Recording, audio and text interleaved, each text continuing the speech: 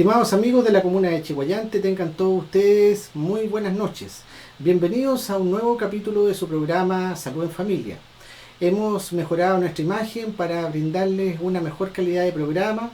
Agradecemos sus comentarios, su compañía, su ayuda, que nos acompañen cada semana, lo cual nos motiva gratamente para poder hacer con mucho cariño para ustedes este programa.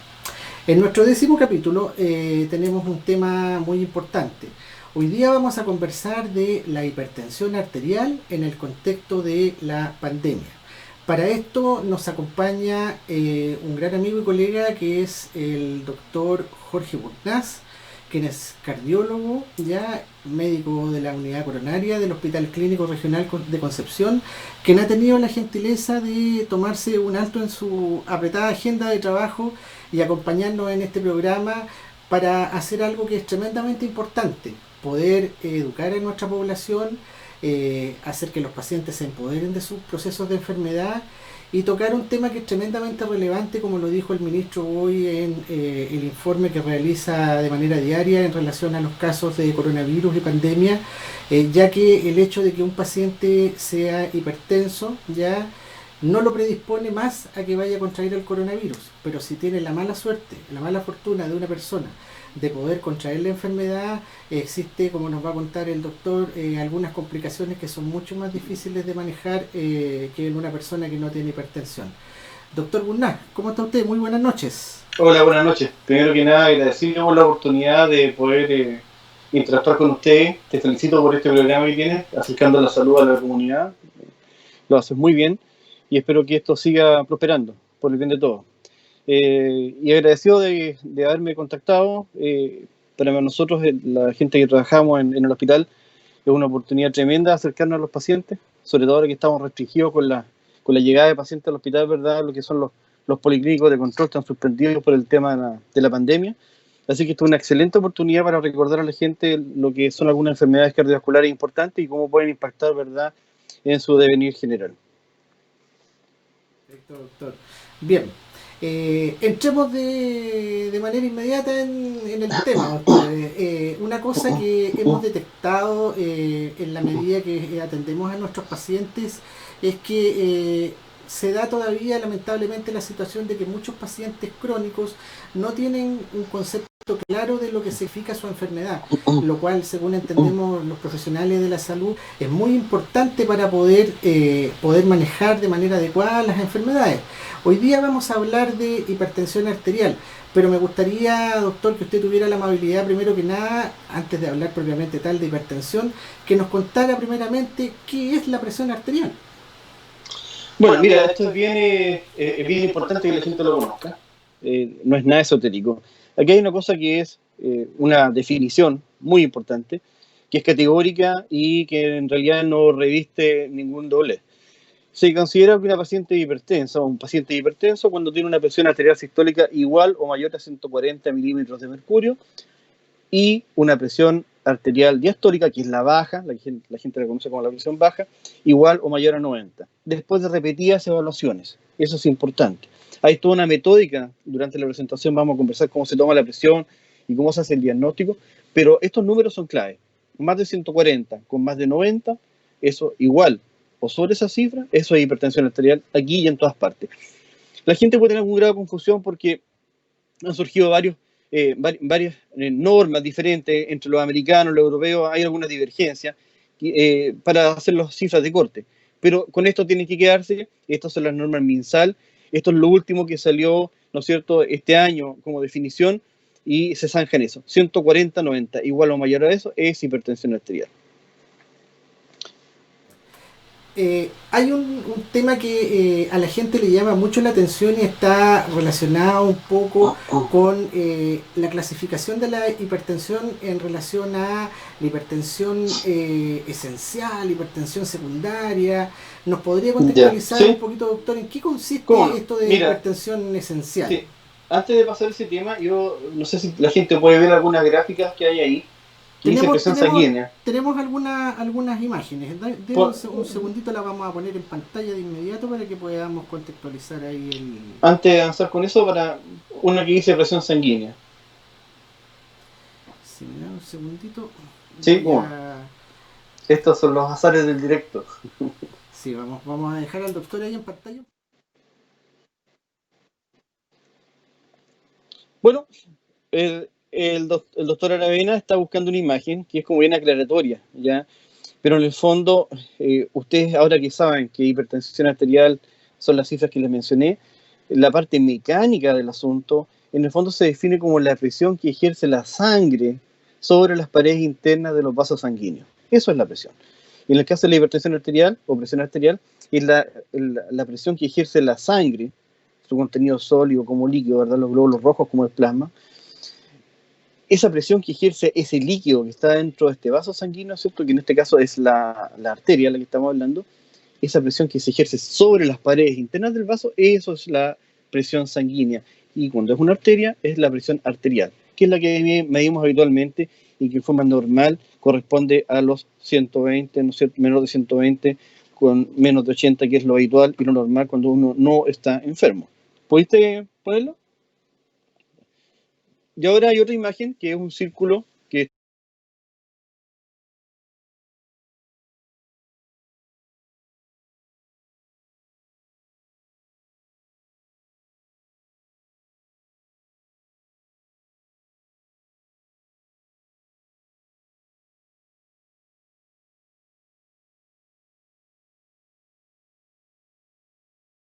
¿no es cierto?, la manguera para darle una mayor distancia de salida al agua.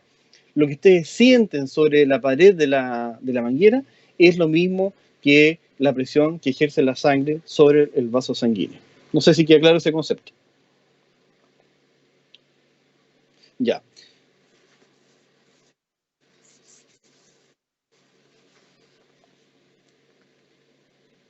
Sí, bueno, en el fondo esa gráfica que muestra un círculo rojo corresponde a lo que es lo que podría ser una arteria que está mirada en un corte transversal, mirándola hacia adentro, como si ustedes miraran en el interior de una manguera. Los rojos, ¿no es cierto?, son los elementos de la sangre y cómo esto hace presión sobre la pared interna del vaso sanguíneo. Eso es la presión sanguínea, que cuando se trata de una arteria es la presión arterial, ¿ya? Y les decía que es el símil a cuando ustedes están regando con la manguera de jardín y comprimen con su dedo la manguera para darle mayor distancia a la salida del agua.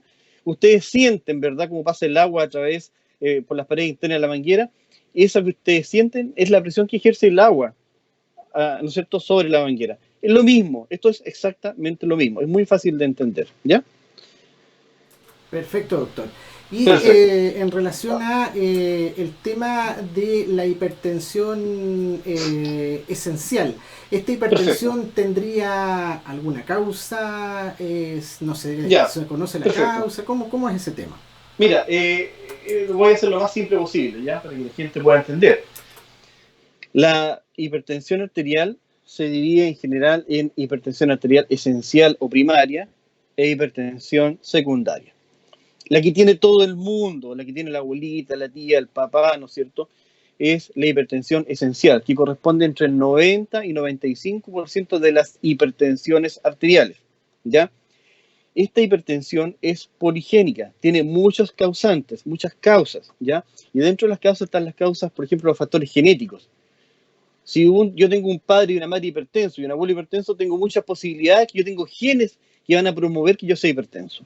Por lo tanto, si tengo esos antecedentes, tengo que cuidarme más, ¿ya? Más que una persona que no tenga antecedentes de hipertensión en la familia. Ahora, ¿cómo influye la genética en esto?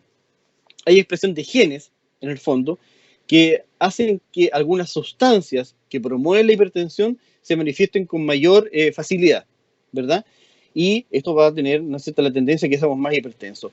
Y también hay factores genéticos, hay genes que están codificando, ¿no es cierto?, algunas sustancias que son protectoras, que tienden a bajar la presión, que se manifiesten menos. O sea, si tengo menos factores protectores genéticos y más factores dañinos genéticos, voy a ser seguramente más hipertenso, ¿ya?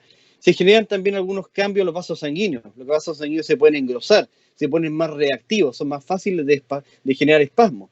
Otra cosa importante es la edad, influye mucho en la presión arterial. Soy más viejo, ¿no es cierto? Tengo las arterias un poquito más engrosadas, tengo las arterias más rígidas y es más fácil que sea hipertenso. Y lo otro es que la hipertensión esencial se asocia muy importantemente a otras enfermedades cardiovasculares, como es la diabetes, el tabaquismo, la obesidad, el alcoholismo, la dislipidemia y la ingesta alta en sodio. todo esto configura un ambiente propicio para que se manifieste la hipertensión arterial esencial, que es la que tiene todo el mundo. En relación a la hipertensión arterial secundaria, esta es una hipertensión que tiene causa, a diferencia de la otra que tiene hartas causas y que todas colaboran para que sea muy hipertenso. La hipertensión arterial secundaria tiene una causa clara y definida, ¿ya? Y uno como médico puede sospecharla, ¿ya? Si yo tengo un paciente que tiene menos de 30 años y es hipertenso, yo tengo que buscar que no tenga una causa importante, ¿no es cierto? Una causa primaria de presión alta. Si yo tengo un paciente mayor a 55 años que nunca ha sido hipertenso, no tiene antecedentes, y realmente súbitamente es hipertenso, tengo que buscar una causa para eso. Habitualmente esta enfermedad tiene una repercusión orgánica, o sea, además de ser hipertenso, hay otras cosas que el paciente nota, ¿ya? Como alteraciones, por ejemplo, edema, que puede manifestarse, ¿verdad? Como hinchazón de los tobillos, de la cara, de las manos. Y las causas de la hipertensión secundaria esencialmente son enfermedades renales de varios tipos, enfermedades tumorales, porque hay algunos tumores que producen sustancias que aumentan la presión arterial, enfermedades hormonales, ¿verdad? Que hay una serie de alteraciones, que no viene al caso de definirlas acá, pero una serie de alteraciones del aparato endocrino que pueden generar hipertensión y alteraciones vasculares. ¿Cuál es la gracia de esta hipertensión? Es que si yo sé cuál es la causa, trato la causa y dejo ser hipertenso, ¿ya? Por eso es importante buscarla, pero también es un poquito más maligna, ¿ya? Y puede comprometer esencialmente otros sistemas, órganos o incluso la vida del paciente, ¿ya? No sé si queda claro. Perfecto, doctor. Tremendamente clara su explicación.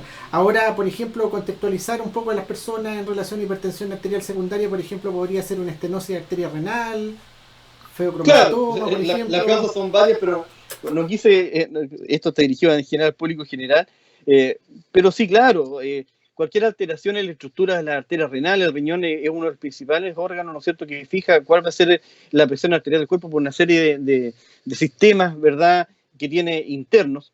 La estenosis de la arteria renal es una causa, el feocromocitoma, que es una especie de tumor que está sobre las cápsulas suprarrenales, que produce sustancias vasoactivas que generan hipertensión, es otra causa.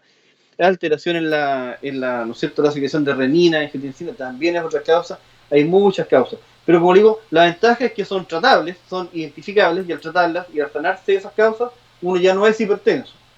Esencialmente uno lo busca en los pacientes jóvenes. Perfecto, doctor.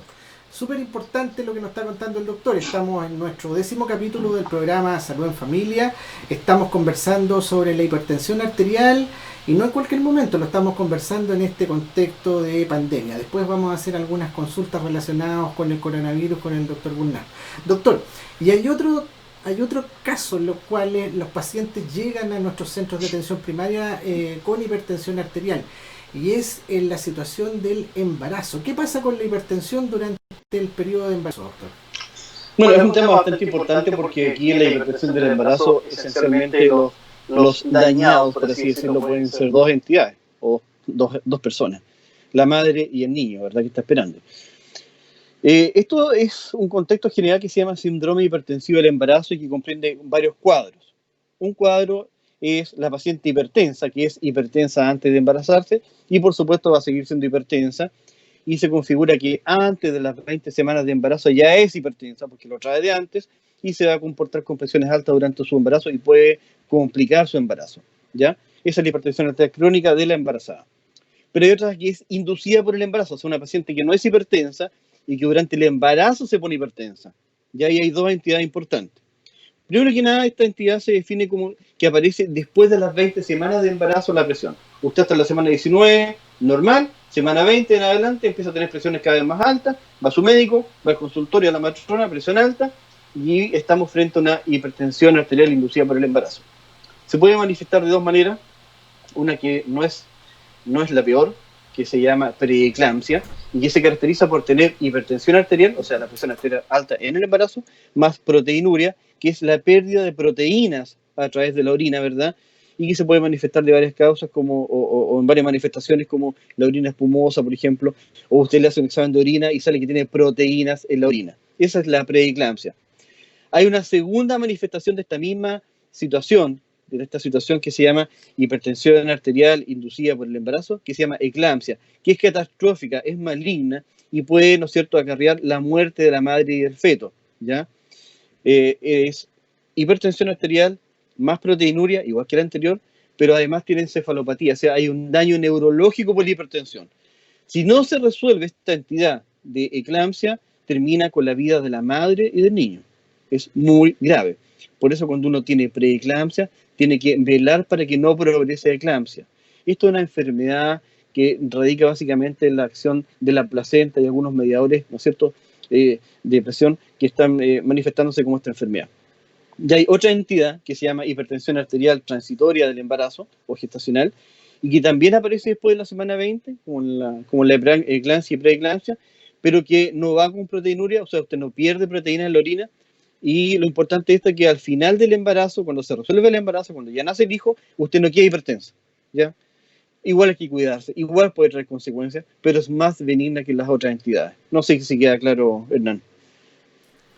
Tremendamente claro, doctor. Muy clara su explicación. Ahora quisiéramos de alguna manera contextualizar a las personas qué tan importante es padecer hipertensión y no tenerla compensada en relación a el proceso salud-enfermedad de las personas.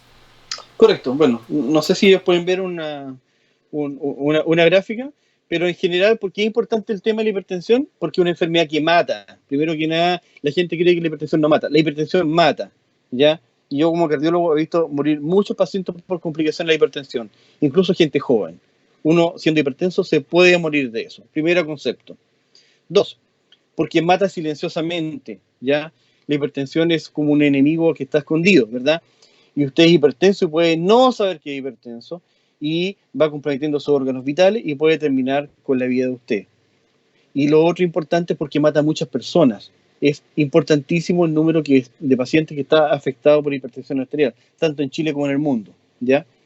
¿Y por qué sigue siendo importante? ¿O por qué es importante conocerse un hipertenso?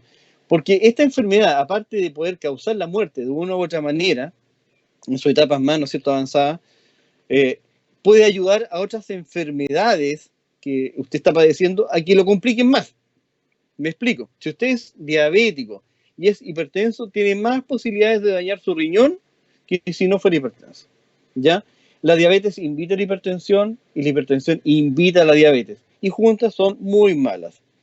¿Por qué es importante el tema también? Porque el diagnóstico es tardío. Habitualmente nos damos cuenta después de 5 o más años de que somos hipertensos, ¿ya? Porque era silenciosa, como les dije. ¿Y por qué es importante saber de este tema?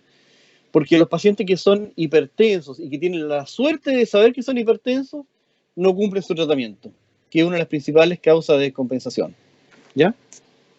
Perfecto, doctor. Tenemos en pantalla ahí una lámina en la cual usted nos habla sobre las estadísticas del miedo. No sé si nos puede contextualizar un poquito. Sí, bueno, ahí esa cara de niña asustada, ¿verdad? Es para poder graficar el pánico que causa ver estas estadísticas. La hipertensión es el factor de riesgo cardiovascular más prevalente en el mundo. O sea, no hay nada más importante en prevalencia, ¿verdad?, en impacto, como factor de riesgo cardiovascular que la hipertensión. En este momento afecta a 1.000 millones de personas, ¿ya? Y el año 2025 vamos a tener 1.500 millones de personas enfermas de hipertensión, ¿ya? La prevalencia aumenta con la edad, así como el mundo va progresando, ¿no?, ¿verdad?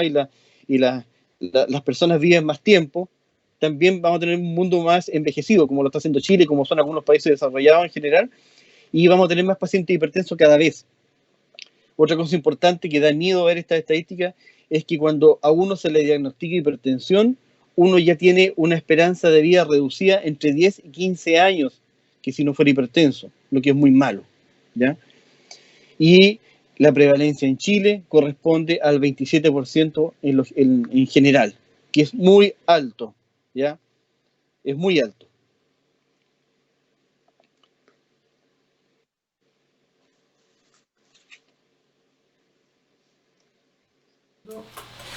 Quisiéramos también hablar un poquitito, doctor, en relación a los factores de riesgo. ¿Ya? Hipertensión arterial, ¿ya? ¿Qué tan importante puede ser, como usted lo mencionaba, que se empiecen a sumar cosas? O sea... Es muy importante, ¿no? La pregunta es muy buena y muy importante para que la gente lo sepa. Yo sé que lo que estás buscando usted en tu centro de salud, ¿verdad? Es que la gente, como tú dices, se empodere de lo que es su enfermedad, pero no es para que tenga pánico, es para que actúe y pueda resolver los problemas antes que ocurran, ¿ya? Entonces, si yo sé lo que me puede pasar, quizás voy a tener más cuidado en tomar mi medicación y en ser cuidadoso con mi salud. Cuando uno es hipertenso, tiene 10 veces más riesgo de presentar un accidente vascular encefálico. Y lo que conlleva es un daño permanente en la movilidad de la persona. Cuando uno es hipertenso, tiene 5 veces más riesgo de presentar una cardiopatía coronaria, ¿ya? Ya sea un infarto agudo al miocardio, angina, que es muy malo, ¿ya? Y cuando yo soy hipertenso, tengo entre 2 y 4 veces más de presentar insuficiencia cardíaca, que es una enfermedad crónica, progresiva, que no tiene cura. Nosotros los cardiólogos la tratamos para que el paciente se sienta mejor y viva más tiempo, pero una vez que uno tiene insuficiencia cardíaca, es una enfermedad progresiva, ¿ya? Y también, siendo hipertenso, uno presenta entre 1,7 a 2 veces más la posibilidad, ¿no es cierto?, de tener un daño renal permanente, ¿ya? En general, podemos decir de que coexisten los factores de riesgo, no vienen solas, las malas no vienen solas, como dicen, ¿no es cierto? Y es así que cuando uno tiene diabetes, se le suma en un 38% de las veces que sea también dislipidémico, o sea, que tenga colesterol alto. Cuando uno tiene diabetes, tiene un 57% de posibilidades de ser hipertenso también, ¿ya? En sí, la diabetes aumenta entre 1,5 y 3 veces la prevalencia de hipertensión arterial, ¿ya? Y lo otro importante, que para que se vayan fijando, que ha surgido desde hace algunos años ya en forma progresiva, pero tómenlo en cuenta, cuando uno es hipertenso y tiene el síndrome de apnea obstructiva del sueño, que es el paciente roncador y que se queda pegado en la noche y que no respira, tiene una posibilidad muy importante de aumentar su hipertensión o agravarla, ¿ya? Perfecto, doctor. Ahora, también quisiéramos contextualizar el tema relacionado con patologías. Por ejemplo, hay muchas personas que mencionan y se preocupan mucho de qué pasa cuando un paciente puede tener asociado comorbilidad, como por ejemplo un accidente cerebrovascular, un infarto. Correcto, ¿Cuánto puede perfecto. complicar su calidad de vida y el riesgo a lo mejor de que esta hipertensión le complique esta otra enfermedad? Los riesgos de hipertensión ya lo hemos conversado y la gente está súper clara que son bastante altos y una enfermedad muy maligna. Pero si vamos a hablar de una entidad que es el accidente cerebrovascular, que en realidad le toca bastante a los colegas neurólogos verlo, nosotros no estamos exentos de verlo, ¿ya? Y nuestros pacientes cardiológicos, muchos de ellos son secuelados de accidente vascular encefálico. Yo creo que la gente se toma un poquito a la ligera, piensa que es algo que le pasa a pocas personas y piensa que es algo que no puede matarlos, que a lo mejor los va a dejar seculados con dificultad para movilidad, pero lo que ustedes ven en la calle, que claudican, cojean o caminan con dificultad producto de un accidente vascular encefálico son los que están vivos. Ustedes no están viendo los que se murieron, ¿ya? Y se mueren hartas personas de esto. Y el año 2010 murieron casi 9.000 personas por accidente vascular encefálico. 9.000 personas, ¿ya?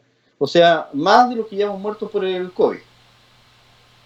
Ese es el concepto, ¿ya? La incidencia es de 48 por 100.000. Es alta, ¿ya? En general ataca sobre los 45 años y la edad promedio de presentación es a los 66 años del accidente vascular encefálico. Ataca más a los hombres que a las mujeres, ¿ya? La letalidad, o sea, mata al 10% de las personas en 7 días. Es brutal, ¿ya? De 100 pacientes que tengo hospitalizados con accidente vascular encefálico, ¿no es cierto?, 10 se van a morir en los primeros días, ¿ya? Y al año se muere el 30%. Es brutal, es muy importante. ¿Y cómo se ve involucrados los factores de riesgo en esto? Hay factores de riesgo que son modificables y que no son modificables en el accidente vascular encefálico.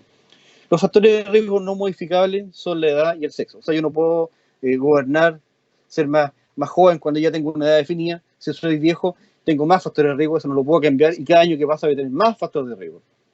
Y si soy hombre, tengo más factores de riesgo que las mujeres, ¿ya? Eso no se puede cambiar. Bueno, algunos se lo cambian, pero digamos que en general no. Y eso no se puede modificar el sexo de la persona. Y los factores de riesgo modificables, sí, los que sí puedo cambiar, son las conductas. Si dejo de fumar, disminuye mis factores de riesgo. Si bajo de peso, disminuye mis factores de riesgo para accidente vascular encefálico. Si dejo el alcohol o soy moderado en beber, disminuyo mis factores de riesgo.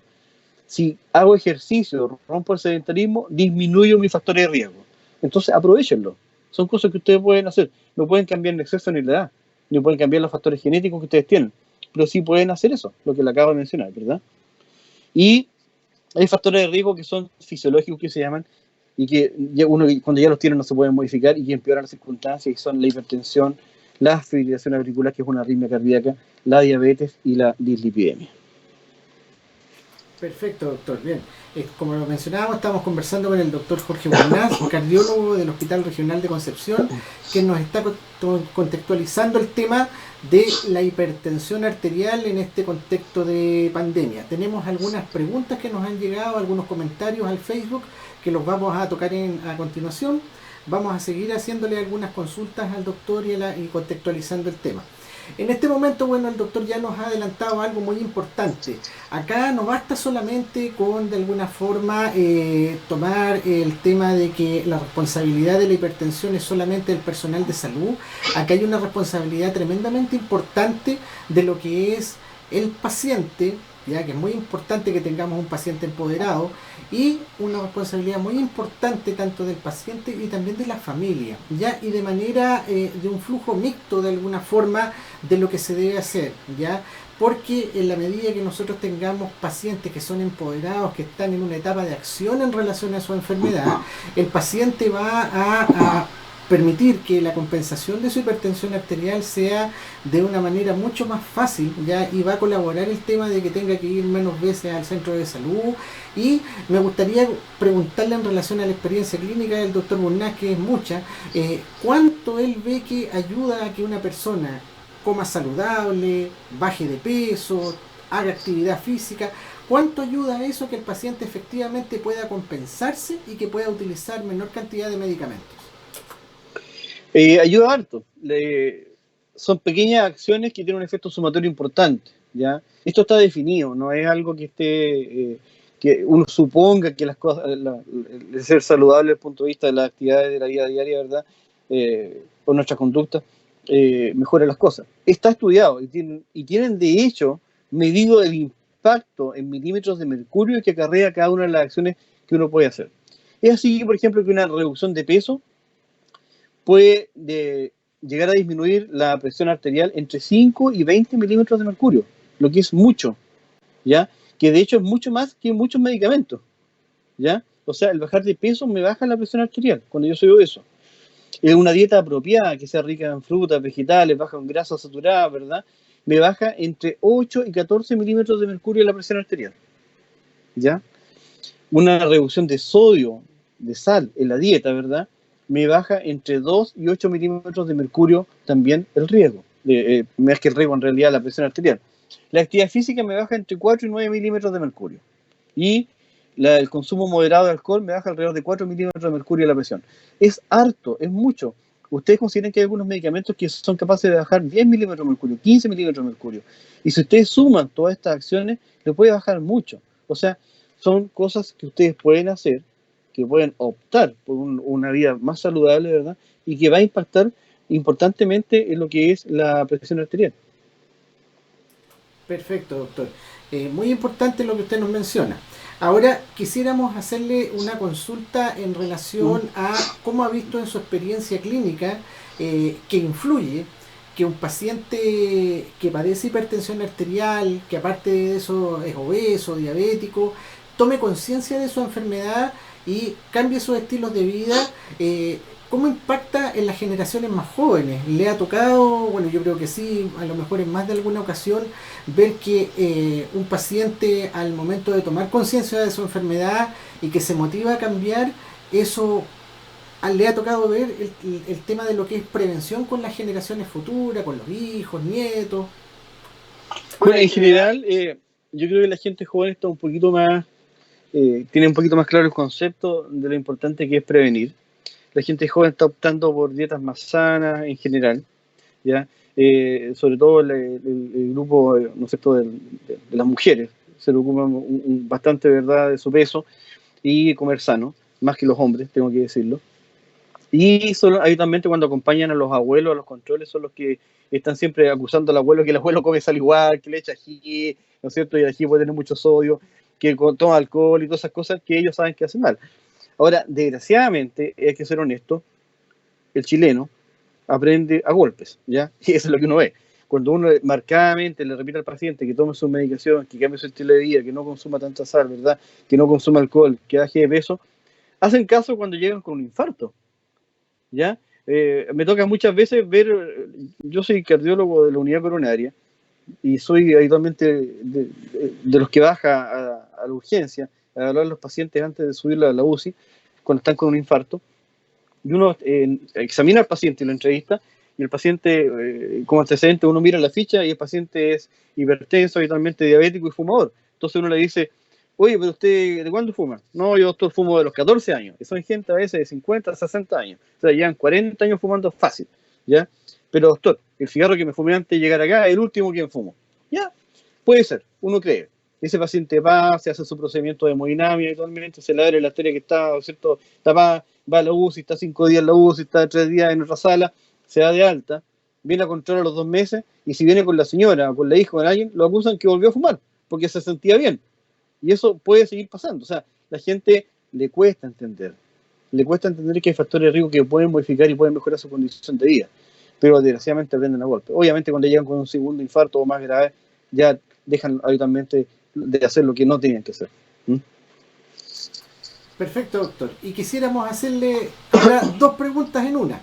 La primera pregunta está relacionada con que muchos pacientes que son muy responsables y que tratan de hacer una optimización de su control de presión arterial adquieren un equipo para poder controlar su presión arterial en la casa, ¿ya? Sí. ¿Cuál sería la recomendación que usted le daría a los pacientes al momento de elegir este equipo, más que la marca, de alguna manera relacionado un poco con que hay algunas personas que cuando van a los centros estos de venta de artículos médicos, farmacias, le dicen, señor, aquí tiene este equipo, este es a la muñeca y este es al brazo, ¿ya? Vea usted cuál es, porque aparentemente hacen lo mismo. Es muy importante. Bueno, mira, en general, no sé si tú puedes poner una gráfica que hay como la dice toma correcta de la presión arterial. Está en pantalla, está en pantalla. Perfecto, ya. Primero que nada, una cosa es cómo me tomo la presión y otra es con qué me tomo la presión. Vamos a hablar primero de cómo me tomo la presión. Tengo que estar sentado, ya, en un ambiente tranquilo y en reposo, no haber hecho ejercicio por lo menos media hora antes, no haber fumado antes y no tener ganas de orinar, ya. Todas esas cosas pueden aumentar la presión arterial artificiosamente, ya. En segundo lugar, mi brazo tiene que estar, ¿verdad?, a la altura del corazón. Donde está en el monito que están viendo, la parte azul, la cinta azul, está a la altura del corazón de la persona que está sentada. Tengo que estar apoyado con la espalda recta, ¿verdad?, apoyado en la silla, no haciendo fuerza. Si yo estoy haciendo control de tronco para no irme para adelante o para atrás, ese esfuerzo va a incidir en la presión arterial. Tengo que tener un manguito adecuado, ¿ya? Me salté específicamente una porque voy a hacerlo al final. Tengo que tener un manguito adecuado, o sea, si yo soy gordito y el mango de la presión me queda apretado a reventar, me va a tomar mal la presión, va a ser falsa la presión. O si yo soy flaco y tengo brazo de pajarito y me pongo un mango gigante, también me va a tomar mal la presión. Tiene que ser el adecuado. La posición de las piernas, ¿verdad? Perdón. Es que tengo que tener los pies apoyados en el suelo y las piernas no cruzadas, separadas, ¿ya? Y, importante, el tensiómetro tiene que ser validado. Hasta un tiempo atrás, todos preconizábamos que lo mejor que teníamos para tomar la presión eran los manómetros de mercurio, porque son bastante fidedignos, pero en general los que han ganado terreno ahora últimamente son los aparatos de medición de presión arterial del tipo digital, ¿ya? Perdón. Estos aparatos de presión digital en general tienen que buscar los que estén validados. Ustedes lo pueden pedir en la farmacia y en la caja habitualmente dice que están validados para la toma de presión. Yo no voy a dar marcas porque no pretendo hacer eso, pero hay 2 o 3 marcas que están reconocidas como aparatos validados. Y habitualmente los que están validados son los que son de toma de presión en el brazo. No compren ni pierdan plata con aparatos de presión de toma de presión en muñeca. No sirven. ¿Por qué no sirven? Tienen una variabilidad muy alta e interpretan hasta el movimiento de los tendones a veces como un pulso de presión. Así que no usen aparatos de muñeca, menos de dedo, ¿ya? El que tienen que usar es de brazo, ojalá digital y ojalá que esté validado, ¿ya? En la caja habitualmente dice los que están validados. Perfecto, doctor, y también contextualizar otro tema que genera dudas de repente. En Chile nosotros tenemos instaurado un examen que se llama examen de medicina preventiva del adulto, en el cual a pacientes que no tienen diagnosticadas enfermedades crónicas, una de las tantas mediciones que se hace es una medición de presión arterial cuando la enfermera aplica este test ya de examen de medicina preventiva. Si este ¿El test, EMPA se llama eso? el EMPA, el examen de medicina preventiva, exactamente. Todavía me acuerdo. Claro, y si este test aparece con la presión arterial elevada, ¿Mm? se hace un seriado de presión arterial. Pero nosotros tenemos entendido que también existe otro examen, que es el Holter de presión arterial. Me gustaría que le explicara un poquito acá a los auditores en qué consiste este ¿Mm? examen. Bueno, el Holter tiene sus indicaciones. El Holter, ¿puedes poner la gráfica ahí? Ya. El Holter es un aparato, en el fondo, que es un dispositivo electrónico que toma, digital, que toma la presión en forma regular, ¿verdad? Tanto durante el día como en la noche. El paciente se lo instala habitualmente en la mañana y va a la mañana siguiente a retirárselo sin habérselo sacado durante el día o durante la noche. Toma habitualmente, hace 50 tomas de presión durante el día, ¿verdad? Y 20 durante la noche. Y con esa configuración tenemos una certeza de que los promedios de presiones de día y de noche van a ser validados para decir si el paciente es hipertenso o no, ¿ya? En general, nosotros no le hacemos un holter de presión a todo el mundo. Si yo tengo un paciente que me viene a decir que le encontraron la presión alta, yo le tomo la presión y tiene 180 sistólica, yo no le voy a pedir un holter. Ese paciente es hipertenso, ¿ya? Quizás le pido un holter para saber a cuánto le sube la presión, ¿ya? O si le sube más en la noche que en el día. Pero en general, para hacer el diagnóstico, yo lo tengo claro. Un paciente que llega con 180 sistólica en reposo, con todas las medidas que dije yo que hay que tener para tomarse la presión, y está tan hipertenso, ese paciente es hipertenso, ¿ya? Quizás voy a dejar el holter para los pacientes que tienen, ¿no es cierto?, una serie de condicionantes. Por ejemplo, la sospecha de hipertensión de delantal blanco. ¿Qué se llama esta hipertensión de delantal blanco? Es el alza de presión que está mediada por una consulta médica o del personal de salud. Yo ando por la vida todo el tiempo bien, sin hipertensión, hago mis actividades bien, no soy hipertenso, pero me toman la presión y me la encuentran alta en el consultorio, ¿ya? Y yo me la tomo en la casa y está normal. Entonces, ahí uno tiene que ver qué tanto impacta el temor, el pánico, el miedo del paciente a que lo encuentren hipertenso, que se pone tan nervioso en el fondo que se quita una serie de catecolaminas, que son sustancias que elevan la presión arterial, y se pone hipertenso en presencia del personal de salud, ¿ya?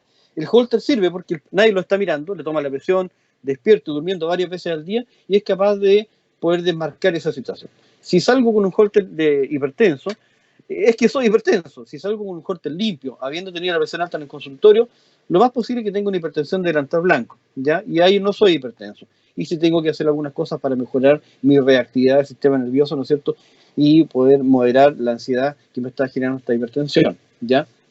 Lo otro es para hacer diagnóstico de hipertensión episódica, que es entre algunos eventos, situaciones específicas, me pongo hipertenso, otras veces no.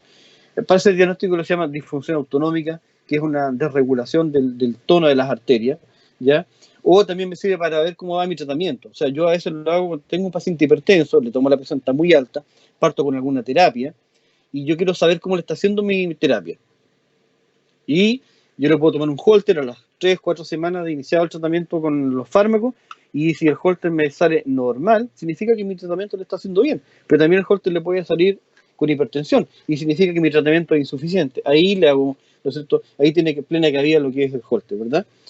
Desventaja, que no es un examen que es barato, no está en todas partes, habitualmente se hace en la salud privada.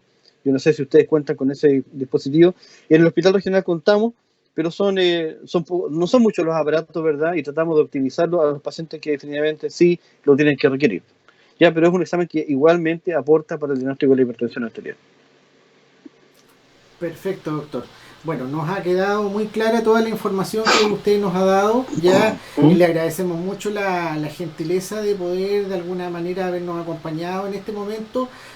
Tenemos algunas consultas, doctor, pero están relacionadas principalmente con un tema que escapa un poco a lo que nosotros podemos responder al 100%, pero como el ánimo de este programa es educar, es de alguna manera ser parte de todo el equipo de salud que trabaja diariamente para poder brindar una mejor atención a nuestros pacientes, y por la transparencia que este programa siempre quiere manifestar con sus vecinos, vamos a dar lectura a una pregunta que se repite en 2 ocasiones dentro de nuestro Facebook.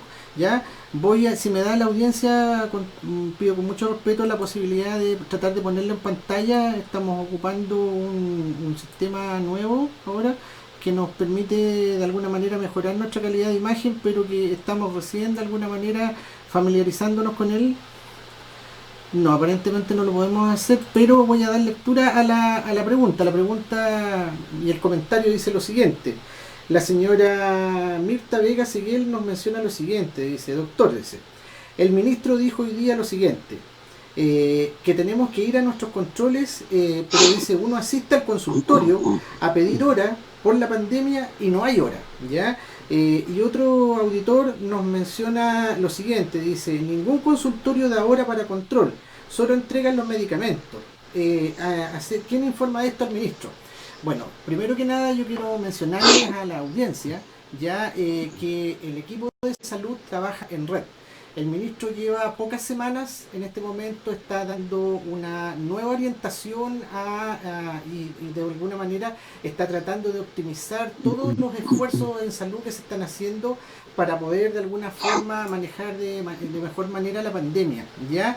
Efectivamente, el ministro hizo algunas aseveraciones en una rueda de prensa en la cual se realiza el tema de lo que es el informe diario de los datos del COVID. Pero yo quisiera comentarles a la audiencia que los centros de alguna manera han suspendido las atenciones hasta este momento, de alguna manera por igual una indicación que se dio con el objeto de prevenir el riesgo de los contagios. ¿Ya? Lo que es muy importante es que se está diariamente haciendo llamados a los pacientes, entregándoles sus recetas, pero nosotros siempre somos muy obedientes del tema de la norma, ¿ya? Que es importante, ¿ya? El ministerio en este caso, si estima conveniente que se vuelvan a realizar las atenciones de manera lo más cercano a lo que era lo habitual, tiene que de alguna manera mandar todas las indicaciones y los protocolos de seguridad y salubridad para que esta vuelta de los centros a que se pueda realizar sea segura para las personas y que de alguna manera esta asistencia a los centros no vaya a generar de alguna manera ningún tipo de aumento de contagio, ¿ya? Y por eso yo creo que es muy importante y yo valoro de alguna manera los esfuerzos que se están haciendo desde todas partes de salud para poder contener la pandemia y obedientes como siempre a lo que corresponde de la directriz del Ministerio de Salud. Si se nos indica obviamente que tengamos que empezar progresivamente a abrir las puertas para dar una atención mucho más presencial, nosotros lo haremos, pero siempre resguardando lo que es la integridad, el cuidado de nuestros pacientes y obviamente con una normativa clara por escrito, con todas las indicaciones de los protocolos que tenemos que seguir para poder evitar que nuestros vecinos vayan a contagiarse. Y no solamente eso va a pasar acá en Chihuayante, tiene que pasar a nivel de todo el país. Esa, le pido excusa, doctor, pero era una Sí. pregunta que estaba más relacionada con el área de nosotros. Quisiera darle nuevamente las gracias por su gentileza, por su tiempo, por la posibilidad de tocar este tema tan importante para nosotros y por darnos la posibilidad de poder acceder a una especialidad que es bastante difícil de poder de alguna manera acercar a nosotros hacia la atención primaria. Nos parece que es tremendamente importante que trabajemos de la mano con ustedes, nosotros haciendo nuestra labor en atención primaria, ustedes de alguna manera allá, pero muy importante de alguna forma que tengamos instancias como esta para poder lograr que las personas se empoderen de su enfermedad, poder educarlos y de alguna manera tratar de no mandarle mucha pega para allá y que ustedes ya tienen muchas cosas que poder resolver. Qué bueno. Una última cosa que le quisiera preguntar, doctor, Sí. igual poder contextualizar y también contarle a la gente. El doctor Gurnay es médico de la unidad de cuidado intensivo del Hospital Regional y el doctor está en la última línea ahí donde realmente llegan los pacientes más graves, ¿ya? Me gustaría que le mandara un mensaje, doctor, a las personas para incentivar una vez más a que se cuiden y para poder ayudar a evitar los contagios, doctor. Sí, bien. Bueno, yo trabajo en la unidad coronaria. Hemos tenido algunos pacientes con COVID. algunos de ellos graves, pero habitualmente los pacientes están llegando a la UCI médica, que son los colegas que están todo el día con ellos. A mí me ha tocado como cardiólogo hacer algunas intervenciones, interconsulta a estos pacientes con COVID y he estado con ellos. Y en general es una enfermedad catastrófica. Yo creo que hay varios conceptos que hay que aclarar. No ataca solamente a los viejos, ataca a los jóvenes, ¿ya? Hay gente joven que está muy grave, hay gente joven que ha muerto, ¿ya? Y es prácticamente una lotería saber a quiénes los va a afectar con mayor o menor medida. Lo que sí sabemos es que hay grupos que son de riesgo, ataca más preferentemente a los hombres, a la gente de edad avanzada, a los pacientes diabéticos, a los pacientes hipertensos, también no es que lo ataque más, sino que causa más daño en estos pacientes. A los pacientes obesos lo pasan muy mal con el COVID, muy mal, porque entran en falla respiratoria muy rápido. A los pacientes portadores de enfermedad cardiovascular o cerebrovascular también los maltrata bastante. Son pacientes que por tener esta enfermedad que acabo de nombrar, la presentación del COVID es más grave. No que tengan más tendencia a hacer esa enfermedad, es que cuando les da más grave, ¿ya? Y para nosotros los cardiólogos ha sido muy importante poder aprender esta enfermedad porque todos estamos aprendiendo, nadie sabe todavía, ¿verdad?, cómo va a terminar esto. Estamos todos tratando de dar la mejor batalla.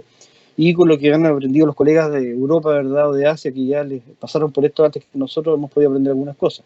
Por ejemplo, desde el punto de vista cardiológico, el COVID, aparte de producir la neumonía, que habitualmente es la que causa los daños y produce que el paciente caiga en ventilación mecánica, causa otros estragos en otros sistemas, como sistema circulatorio. Causa, por ejemplo, trombosis, ¿ya? Las venas, ¿ya? Trombos, coágulos en las venas, ¿ya? Y eso puede terminar en un tromboembolismo pulmonar, que es una enfermedad grave y puede ser fatal. Causa trombos y coágulos también en las arterias, y eso puede tapar una arteria coronaria, ¿ya? Y si la arteria coronaria está dañada desde antes, porque tenía placas de colesterol, de ateroma, porque era diabético, porque era hipertenso y estaban dañadas las coronarias, peor todavía, eso puede causar un infarto o un miocardio. Causa miocarditis, que es una inflamación, ¿verdad?, en el fondo del músculo cardíaco, que puede terminar en falla cardíaca y que puede terminar en la muerte, ¿ya?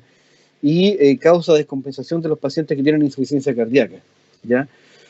Y para terminar, referente a todo lo que estamos diciendo sobre el COVID e hipertensión, es importante, primero que nada, que no suspendan su medicación antihipertensiva, ¿ya? Hubo un momento en que se dijo de que posiblemente los pacientes que usaban enalapril, que corresponde al grupo de los IECA, ¿verdad?, o los Sartán, que corresponde al grupo de los fármacos que se llaman ARA2, que todos ellos funcionan en el fondo tratando de inhibir una enzima que se llama enzima convertidora de angiotensina, que tiene que ver con el manejo de la presión arterial. Se dijo de que los que usaban estos fármacos, ¿verdad?, andaban peor, se morían más, estaban más graves, porque el germen, el bicho, el virus, esencialmente usa la enzima convertidora para poder entrar a la célula. La enzima convertidora es una proteína, una sustancia que está en varios tejidos, ¿ya? Está en el corazón, está en el hígado, está en la vía aérea, en los vasos sanguíneos, en los riñones, ¿ya? Y como uno usa medicamentos que usan bloqueando esta enzima, se supone que se expresa con mayor cantidad de esta enzima en los pacientes que la usan, que usan el enalapril, el losartán, el valsartán, todo eso. Entonces se dijo, estos pacientes deberían suspender su medicación porque al usar estos medicamentos la enzima se expresa en mayor cantidad y por lo tanto tiene mayor posibilidad el virus de causar más daño. Eso no es así, porque eso fue un estudio que se hizo en animales, ¿ya? Se hizo en ratas, ¿verdad? Y se hizo no con el coronavirus más encima, se hizo con otra pandemia que hubo, ¿verdad?, con otro virus respiratorio hace varios años atrás, y están extrapolando esas impresiones, ¿verdad?, de ese estudio a lo que estamos ahora viendo con el coronavirus. ¿Qué es lo que se ha visto en las últimas investigaciones? Que en general los pacientes que están bien compensados de su hipertensión lo pasan menos mal. O sea, de alguna manera me protege el fármaco. Y hay algunos estudios, de hecho, que están demostrando que los pacientes que usan estos medicamentos, el enalapril, el captopril, el lisinopril, el losartán, el valsartán, que usan estos medicamentos que se llaman IECA o ARA2, pueden tener incluso disminución de las complicaciones frente a la neumonía viral. O sea, de momento, todas las sociedades cardiológicas del mundo, Sociedad Europea de Cardiología, Sociedad Americana del Corazón, la Sociedad Internacional de Hipertensión, todos, incluida la SOCHICAR, la Sociedad Chilena de Cardiología, han llamado a que el paciente no suspenda los medicamentos, lo sigo usando igual que siempre, porque si algo va a ocurrir es que el paciente va a estar más protegido que si no los usa.